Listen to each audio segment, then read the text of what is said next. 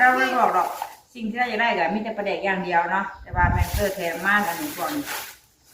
อันนี้ก็ตำเจียวให้เพิ่นก็แต่เศร้าๆตำเจียวพริกเขาเองอันนี้เนาะแมงเกอร์สูตรลับเลยสูตรลั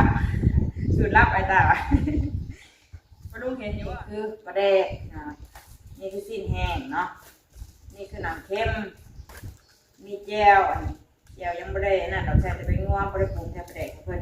แทนเพิ่นไปปรุงเองเนาะจอนปรุงก่อนกดเดี๋ยวบ่ใส่คลิปให้เดี๋ยวบ่ว่าปลาดุกเห็นทำได้จะเอาไปให้อันนี้กำลังพี่น้องเลยเปิดภาพเปิดคลิปกะออกมาตอนเช้าเนาะกำลังเตรียมของฝากพี่น้องเลยของฝากจากลาวไปไทยบัดนี้เนาะเก่าพี่แต่ของฝากจากไทยได้มาเรานี่ก็จะมาเตรียมของฝากไปให้ทางลุงจอยเนาะพอยเตอร์ต้าเพิ่นอันคือว่ามีคนที่เห็นงานนำกันที่เพิ่นฝากอันไก่ทอดมาให้เนี่ยเนาะเพิ่นสิลงไปมื้อนี้เนาะเพิ่นก็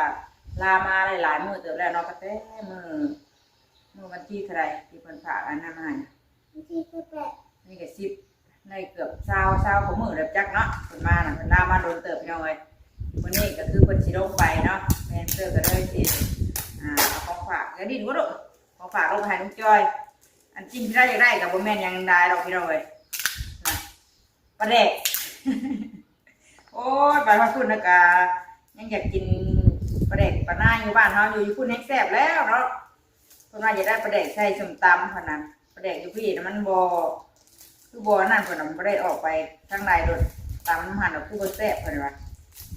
ทำออกไปซื้ออยู่ทางอื่นกันทีนั่นอยู่จักอันนี้บ่ได้ออกเลยเนาะเลยสมมุติก็แม่เตอร์ก็ใส่ขวดน้ำมือเสือใส่ไปให้เพื่อนพี่น้อยเนาะนี่ใส่ขวดน้ำเลยเป็นปลาแดกตำเนาะกับปลาแดกอันนี้ก็นี่ตัวนี้เป็นปลาแดกปรุงสำเร็จแล้วตัวนี้นะแต่ว่าอันนี้ปรุงคือกันเนาะแต่ว่าอันนี้เขาซื้อเป็นขวดตัวนี้เป็นขวดเลยของคนเองเลยอันนี้เขาซื้อมาให้เอาเนาะ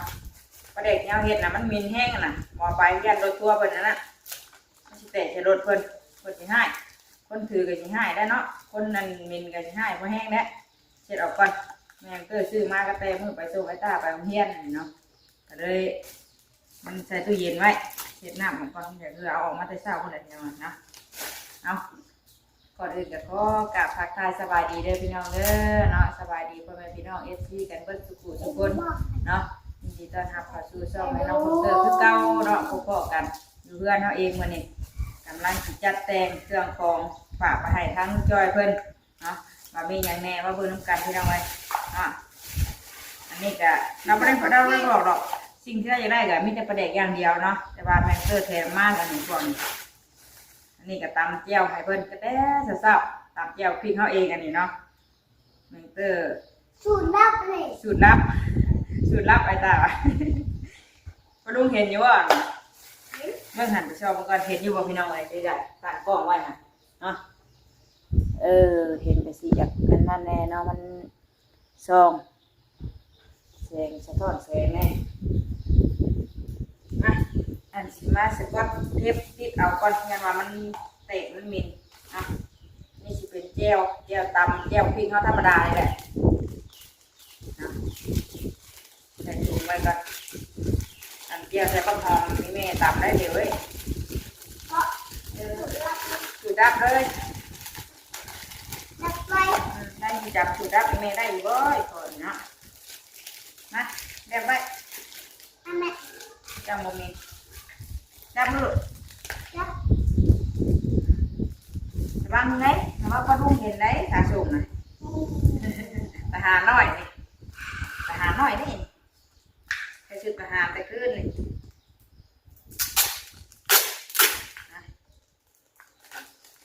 ติดก่อนเก็บไว้เป็นมือค่ะยันไว้ยันมีนะพ่อให้แล้วพ่อแม่ไหมเดี๋ยวเป็นห้าเดียวเนาะมีเนาะไม่ได้ยันมีเลย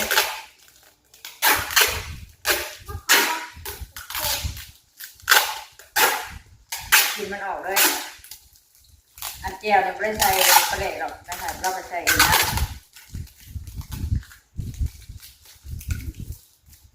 มันออกเรากินมันเอานะไปถูกเอามีดมาปัดไป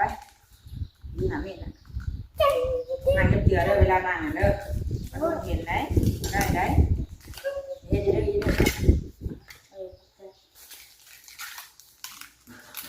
เราเอาเองนะตาบวมเป็นแก้วอันนี้เอามาชงกระปุกฮะแก้วไปอยากจับแก้วที่บ้านเนาะมีแก้วพริกแน่กับปลาเด็กแน่สองอย่างมาผักลายก็จะมาเป็นนักไม่ได้ผักลายหน่อยมีหนังเข้มไปจีอยู่ใส่เด้เนาะพวกพวกนี่แหละบอกที่บ้านเอาเลยหนังเข้มกะเอาไปสองอันก็เนาะ ถ้าผักให้เราสอน ออนไลน์ที่ได้ใช่ป่ะมันยากหมดจริงเหมือนกันซื้อมา3 มัดเดียวมัน เนาะ 3 มัดแต่ว่าเอาไป2 มัดเอาไปจริงเอาไป เนื้อถ้าไปติดกันเด้อ ไปดิใช่ลูก ไปติดน้ำเอชิม ไปกินเดือนแล้ว แล้ว นี่คือมันเข้มเกินแล้วอยากกระติ้วได้ลูกติ้วไม่ได้นะครับไว้แต่สีแดงทุกอย่างเอาอย่างว่ามันกินมันเหม็นพี่น้อยมันกินเนาะอย่างว่าเป็นให้เป็นรถเป็นด่างเพิ่นน้ำใหม่จะมีอยู่ห่างกับฝากลายก็ยังว่าเป็นนักเกรงใจเพื่อนแน่เนาะฝากเล็กหน่อยนั่นแหละเอาไปฝากพอได้กินจริงๆนั่งกะเป็นไข่มดดอกมดแดงแต่ว่ามันยังมันแล้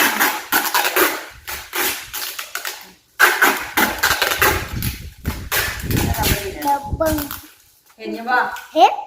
แต่ว่ามันเมื่อยเห็นแล้วลูกไม่เป็น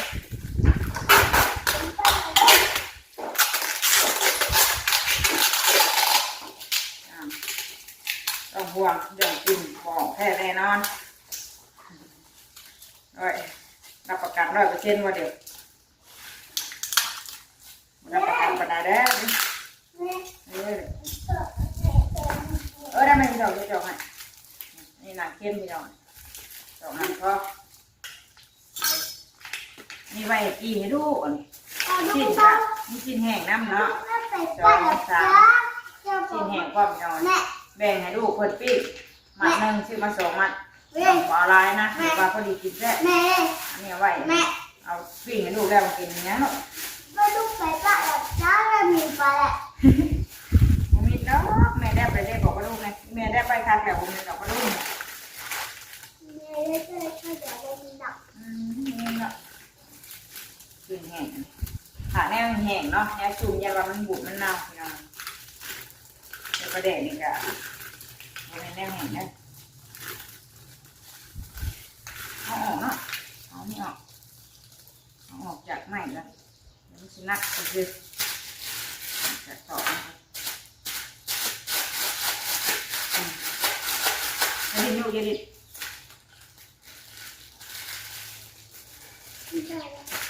ชอบมันแน่แค่ว่าป้าทุ่งไปแล้วจ้ะนั่นก็เจือได้ขาสูงงานขาสูงอ่ะแม่งย่านต้องเย็น ปลาดุงจำไม่ได้ไปปะ งานอยู่ว่าเนี่ยทาปลาดุกเหมือน ไป กัน ปะที่หนูที่ นี่จีแหงเอายางนะพอดีนะก็ต้องเอาลายให้ก็ปุกให้ไก่ให้ไก่เลยเด็กมียาหน่อย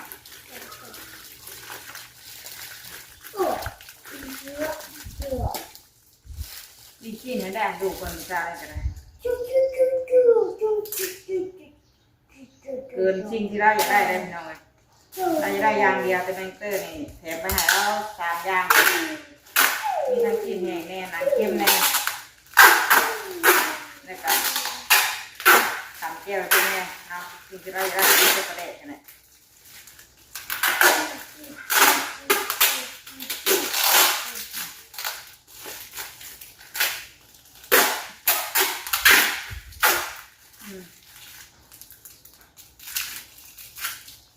เราจะไปช่วงบ่ายหรือช่วงเที่ยงนี่แหละเนาะอ อกไปชงอยู่นอกผู้ใดนะไปฝากอยู่หน้าคนผู้ใดพอคนอยู่เพื่อนคนอยู่นอกหน้าค่ะ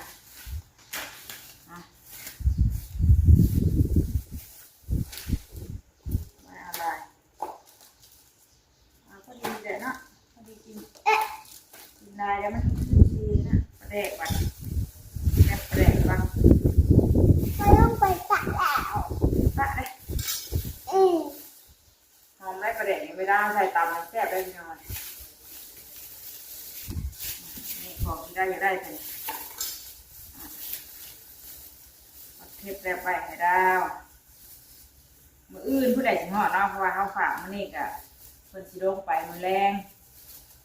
นี่ก็ขึ้นรถนี่เป็นมืออื่นเศร้าอย่างเนาะ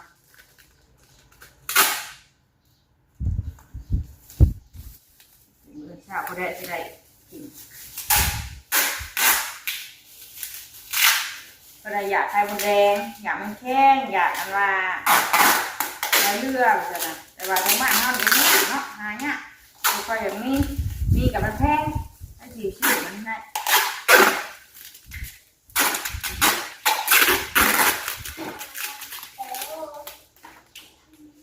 ลงมากับกินออกมาจากเลย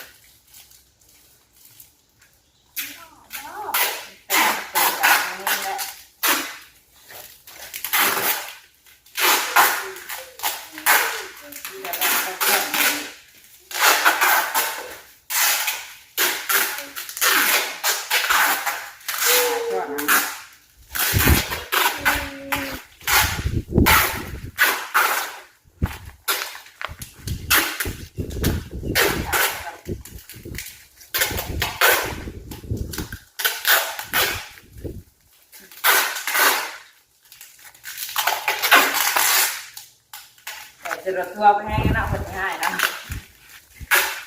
ไปลงจากรถไปแห้งแล้วเด็กลงได้ดีๆตัวนี้นะหายเน่าอยู่แล้วเอาขาว่ะนี่ทำนี่แหละลาดอกน้อยฝากลายก็ยังมาเพิ่นนักเนาะก่อนก่อน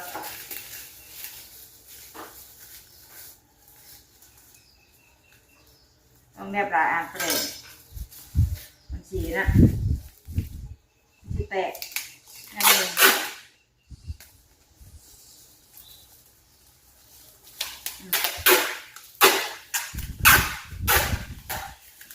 หลายจอดนะ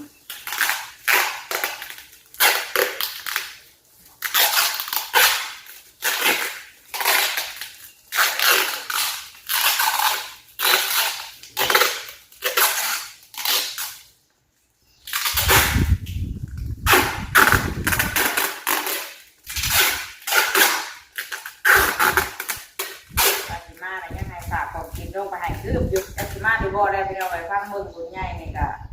บุญใหญ่สงกรานต์บุญบ้างไฟเนาะมานอนแต่บุญมาดูบ่ข้างเมืองไปเรื่อยเงี้ยเนาะมาม่ากับหวดดีจับโยมากับลูกได้เห็นนะถ่ายนะลูกอยากเห็นหน้า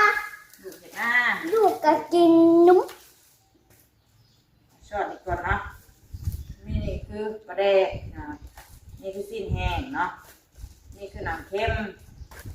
นี่แจ่วอันนี้แจ่วยังไม่ได้นะเราใช้จะไปงัวไม่ได้ปรุงแค่ปลาแดกเพื่อนอยากเพื่อนไปปรุงเองเนาะชอบปรุงก่อนแม่ชอบปรุงหลายปรุงเนาะ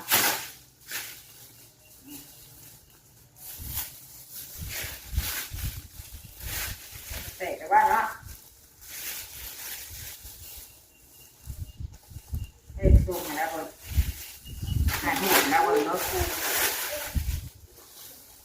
หายหัวแล้วคนก่อน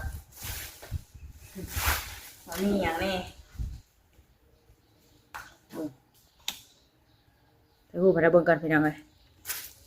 มีปลาแดกมีแจ่วมีหนังเค็มมีสิ้นแห้งเนาะ เวลาเราไปแบ่งกันกินหั่นแหละเนาะแบ่งหมู่คู่เฮ็ดงานนํกันหั่นแหละกับอันคู่ที่เพิ่นสิลงหั่นแหละเนาะแบ่งกันกิน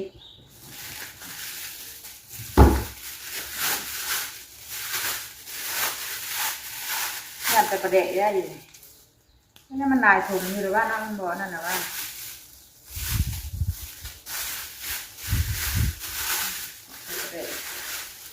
ซ่อนเวลา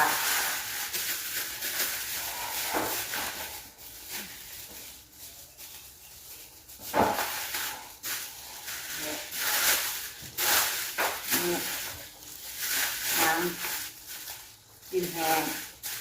แก้วตามนี้แหละเนาะลายกันเลยฝากลายเกรงใจผู้ถือก็เนาะนั่นเห็นงานน้ำกันหน่อยกับคนบ้านเดียวกันเลยเนาะกับน้องอยู่ทางบ้านนี่แหละใกล้กันจะเอาเพื่อนคนก็อยู่ในใกล้เพื่อนใหญ่ครับพวกแต่ว่ามันง่ายออกไปอยู่นอกพุ่นนอกพุ่นแหละนอกตั้งใกล้เพื่อนบอลลี่สินะพุ่นแหละเลยฝากมาน้ำเพิ่นกับฝากมาน้ำเฮาเนาะช่วงไปเพิ่นกับฝากไปฝากกันไปฝากกันมาแหละเปลี่ยนกันถือเนาะกูเวลาลูกจอยไปเพิ่นจะฝากน้ำเวลาเฮาเพิ่นไปเฮากับฝากเพิ่นสินะเปลี่ยนกันคนบ้านเดียวกันเนาะฝากมันกันเดี๋ยวแม่ก็จะไปชมคนอยู่หน้าพุ่นแหละเนาะช่วงบ่ายพุ่นแหละก็สิไปแต่ว่าเขาก็เตรียมไว้ตอนนี้ก็8 โมงกว่าเนาะ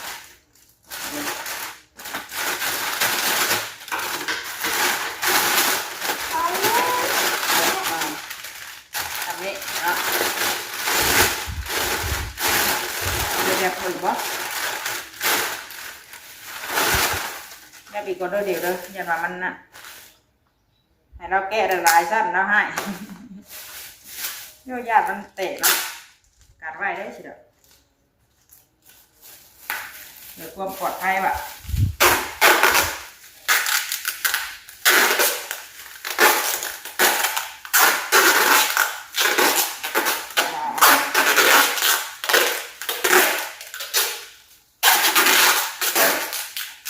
ตาไปโรงเรียนมันนี่เป็นพักชดเชยวันแม่หน่อยวันนี่เป็นวันแม่เนาะเป็นวันมีสากลของเราเนาะแต่วันนี้ถือวันจันทร์วันแม่ถือวันอาทิตย์แต่ก็เลยพักชดเชยได้ไปมื้ออื่นเพื่อแหละที่ได้เข้าโรงเรียนไอเตอร์ก็ได้ไปไอเตอร์เมื่อนั้นน้องเตอร์เพิ่นน้องเตอร์เพิ่นลงมาเอาข้าวกินเลย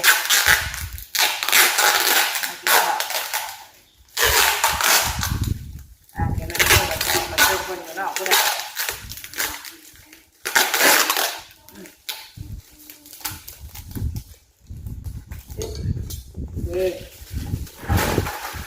เอาถุงช้อนวัวด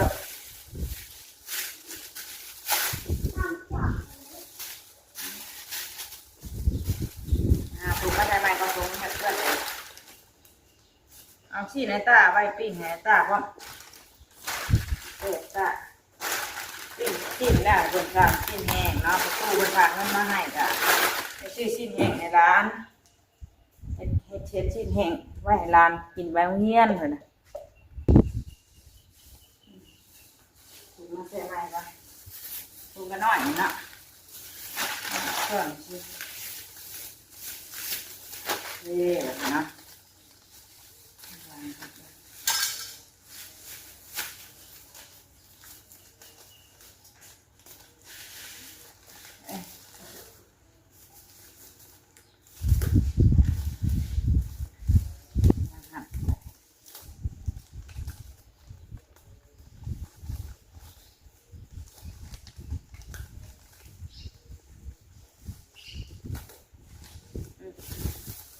ทำนี่ยังไงเอ้า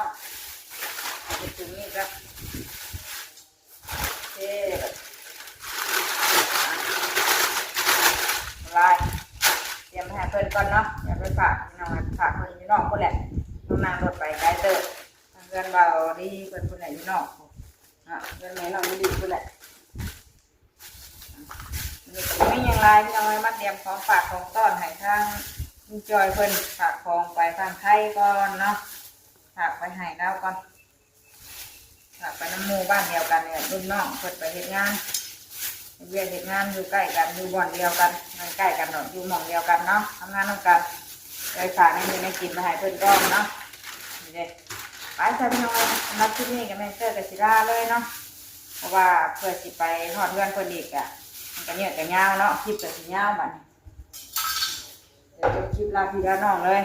เตรียมตัวมาหาเพื่อนก่อนเพื่อนเจ้าย่างขึ้นไปยืมรถเอารถน้ำบาล่าคนนี้ได้อยู่เพื่อนผมรถย่างขั้นเดียวกันย่างกันขี่อยู่พี่น้องเลยเนาะไปจากสำหรับคลิปนี้ไปแล้วสบายดีเด้อพี่น้องเลยเนาะขอบคุณขอบใจเด้อที่ให้เกียรติติดตามรับชมคลิปของแม่น้องเตอร์ตั้งแต่ต้นจนจบพี่น้องเลยที่ให้กำลังใจเนาะคอมเมนต์กันเข้ามาขอบใจหลายๆเนาะไปแล้วจ้ะเอาของมาฝากก่อนเนาะ